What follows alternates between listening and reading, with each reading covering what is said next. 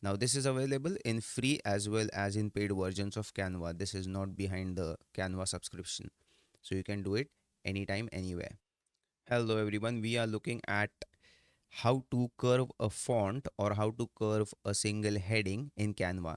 So this is a free version of Canva which you are looking at right now.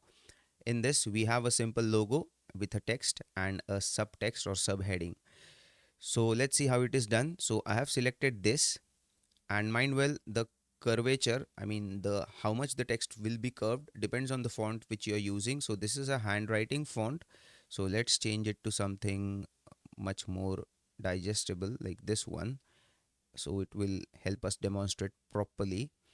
So this is the font, and now you need to select the box, not select the text, select the box, and then click on effects, and here you will find shape, and here you will find curve on the left bottom corner, which I'm hovering with my mouse. So let's click that, and this is how you can curve the text. You cannot curve it beyond this.